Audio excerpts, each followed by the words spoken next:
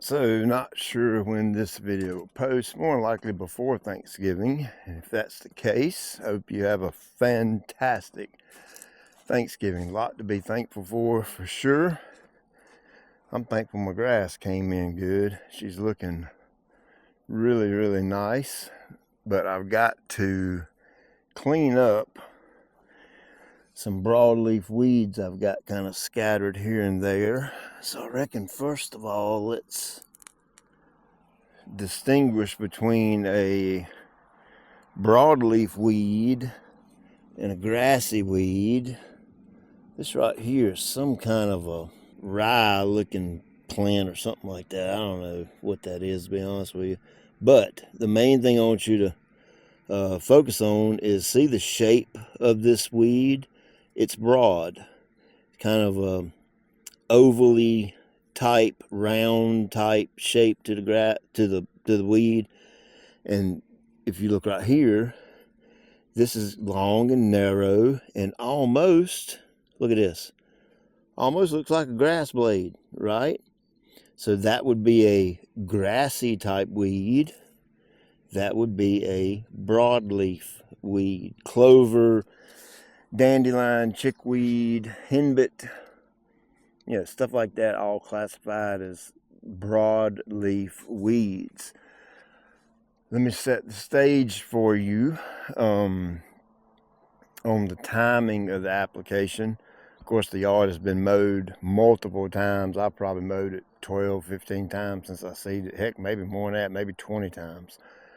If you by chance have recently seeded a yard and you've got some broadleaf, you need to have mowed the grass a minimum of 2 times. 2 times. I prefer 4 times, 3 to 4 times. So the grass will really kind of, start to mature and the grass blade thicken and widen up, that kind of thing, before you go spraying herbicides on it. If you can't do that and can't get in to mow, I don't know what your situation is, but if you can't get in a couple of mows before it turns cold, then just wait and clean up the weeds in the spring. Talking about the heat, if it were cool weather, I would be using something like Speed Zone, because we're warmer. I mean, it was 74 degrees today, and we've got 4, 5, 6 more days of good mid 60 type weather. Just fantastic weather right now. So I'm going to use a 3-way herbicide. I'm going to link all this up in the description below. You can check it out if you want to.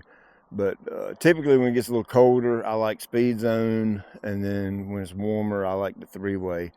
But it'll knock that out, I'm pretty sure. I don't even know what that's called, to be completely honest with you. But I do know that, what is it, dicamba and 2,4-D together. And I think it's some other something salt or something in there. But that combination will pretty much get any springtime, fall time broadleaf weed. Pretty much any of them. You can name it and they'll pretty much take it out.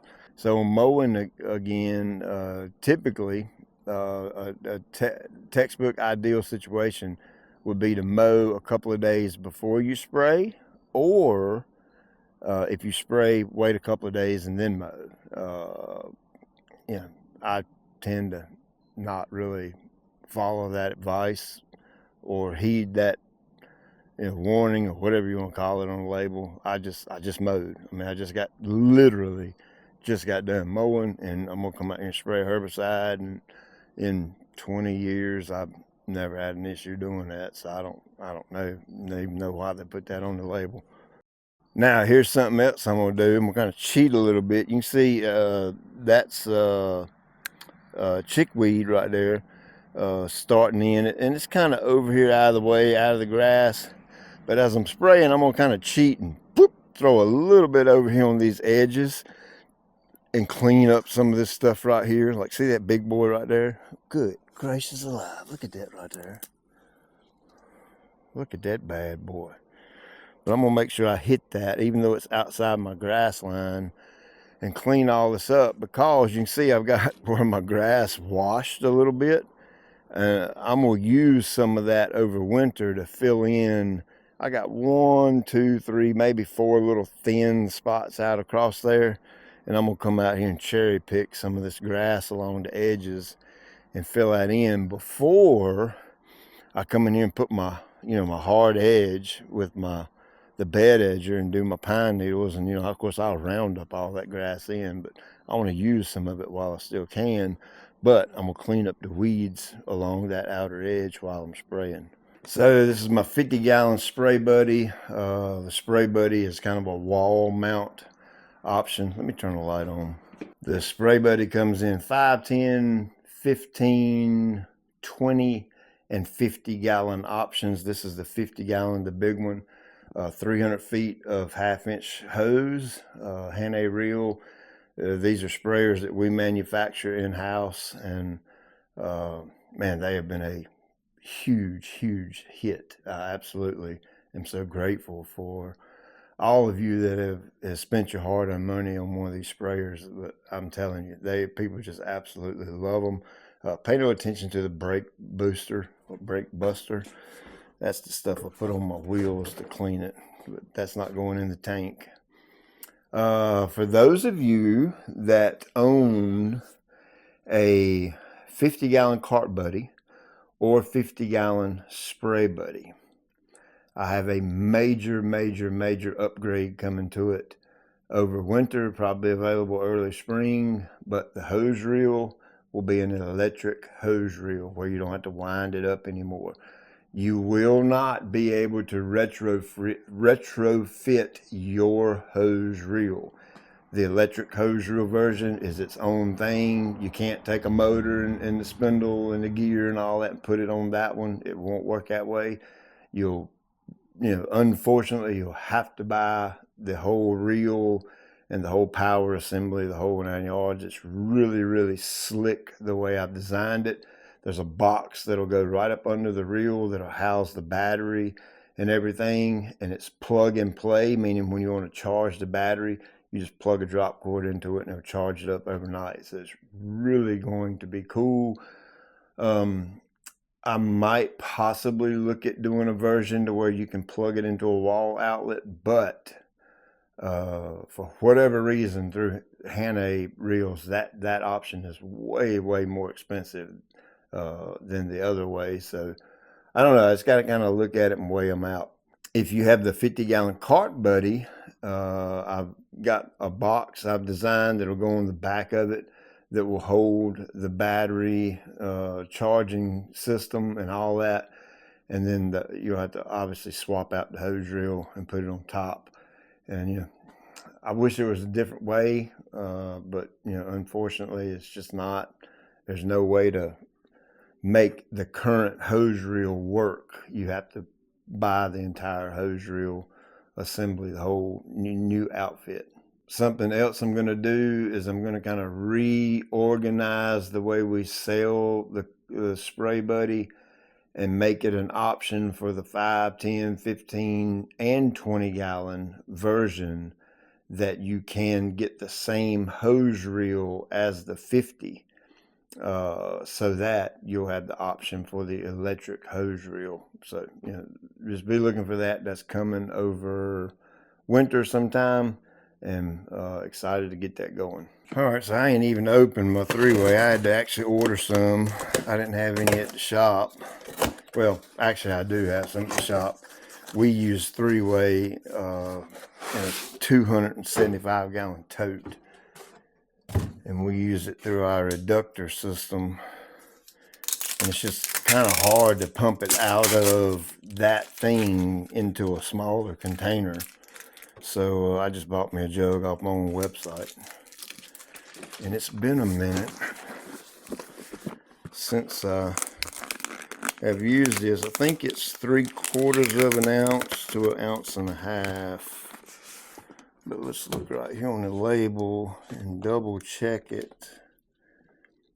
Fescue, no, it's 1.1 to 1.5 ounces.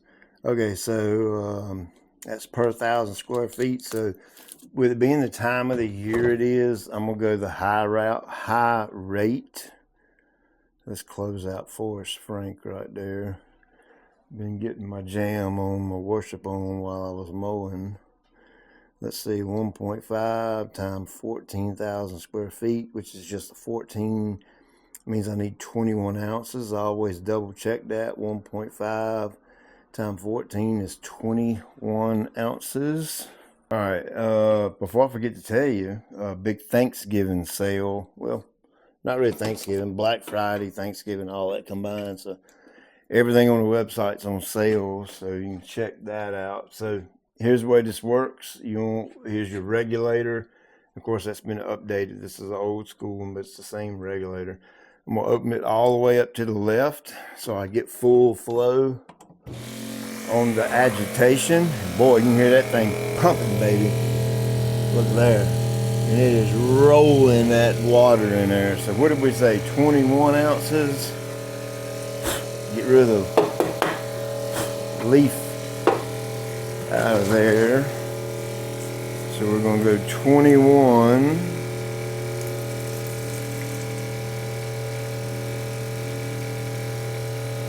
$16.21 right there. Always double check it, make sure it's the chemical you think it is, or the chemical it's supposed to be. So with it mixing, you just pour it right on in there, just like that. Little liquid calcium, full rate. All the rates are on the label, in case you're wondering. So anytime I spray a herbicide, I like to add some nitrogen. Let's see, 10 times 14 is 140. That's 128, so that'd be close enough. The reason I like to add some nitrogen is weeds like nitrogen too. If I'm promoting the weed to grow, it will take in the herbicide better. Just my way of thinking there. This is the GCI 000, which is iron. I'm gonna do a full rate of it. Man, my yard ain't had no iron since it's been living. Full rate right here. And another thing is I kind of like to have some iron in there. If there's any chance of discoloration from the herbicide, the iron will definitely offset that for sure. All right, I think that's, adjuvant. And my adjuvant for efficacy.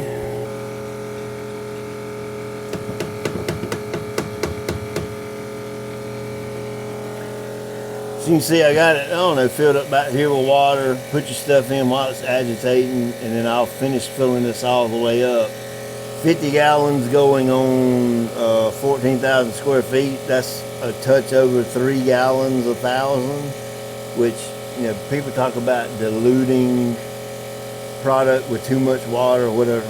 Never had that issue. I mean, I've sprayed like crazy high rates of liquid, and I always get the same result, whether it's crazy high or super low volume. And if I'm being 100% honest with you, it's been a minute since I sprayed any. I haven't had time to calibrate this, so that's why I'm just spraying at a real high volume so I don't run out of liquid, to be honest with you. And then put you a little squirt of defoamer in there, because when it gets down low, the agitation will still be pumping, and you don't want it to foam up real bad. So here's something I like to do, is I like to go and get my hose and I'll pull it out while my spray tank is filling up. And then after I get done spraying, I'll drag all my hose back to this central location. That way it's a lot easier for me to wind it up. All right, so got it full, got it mixing, got the end of my hose right here. I'm gonna go and open that up, and I'm gonna slowly give it a little bit of pressure and bleed the line. What I'm doing is I'm pushing the water out of the hose back into the tank, and when it changes color right here, I know I've got my solution to the end of the spray hose, and I can go out there and start spraying. All right, it's starting to get a little air in the line, so I know it's going to change colors any second now.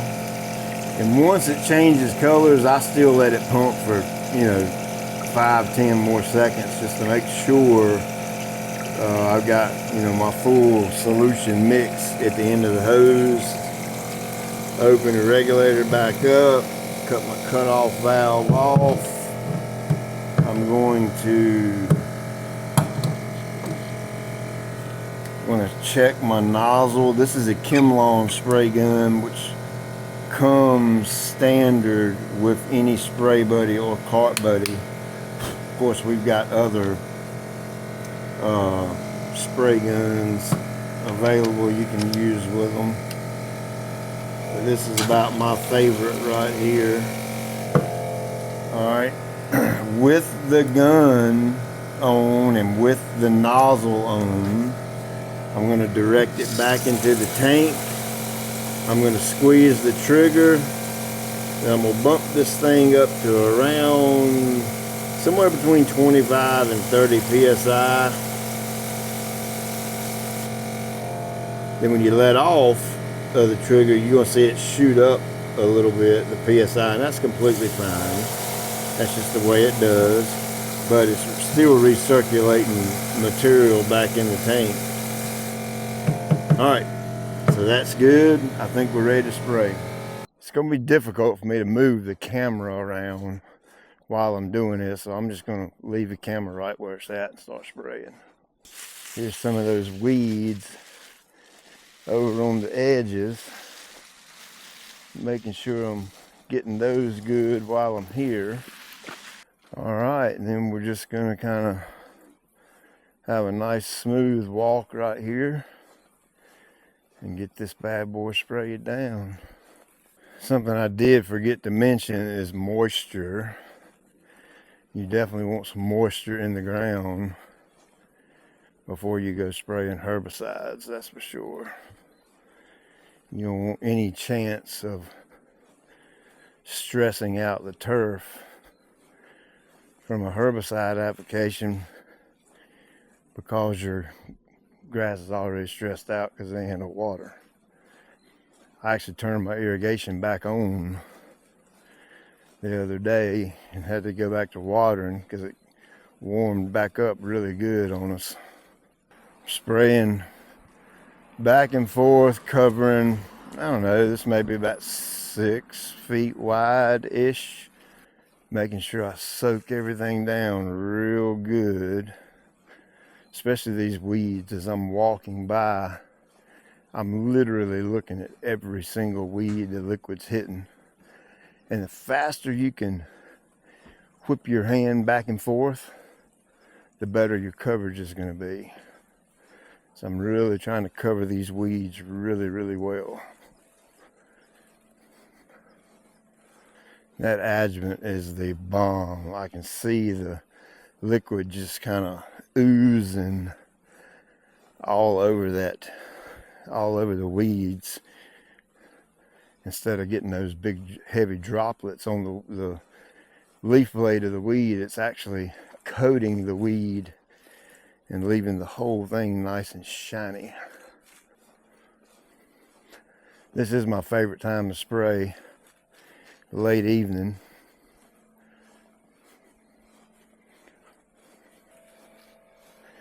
I don't have any agronomical reason for that. I just prefer it because it's kind of peaceful and quiet.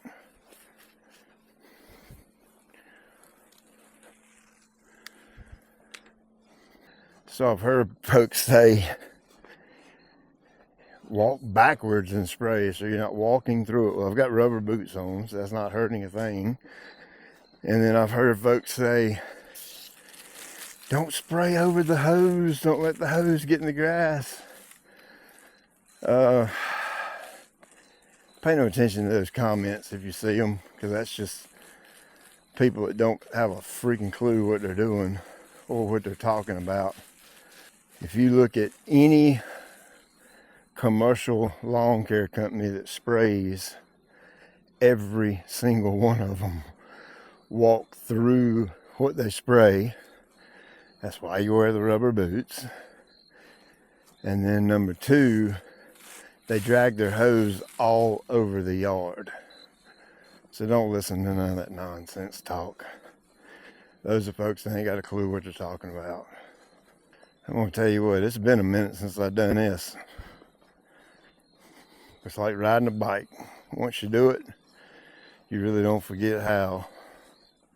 So the benefit of a homeowner having a spray buddy is, you know, most homeowners are going to use a backpack sprayer. If you got a yard with any size to it at all, you know, you have to fill up and refill and refill and refill and keep on refilling. Well, you can see right here, I've filled up and pretty much spraying the entire yard off one fill up. So it's about efficiency. Time is money in the lawn care business. And as far as a homeowner goes, time is more time with your family, hanging out, playing golf, doing things that you like doing. So that's why efficiency matters in a homeowner setting. Yeah, I kind of miss this, to be honest with you. Where I'm at, yeah. It's kind of easy this time of the day too. You can follow your footprints and see where you just sprayed. You can spray using your mower lines. You know, pick a certain number of mower widths wide and spray off of that. This would be like 5 push mower widths wide roughly.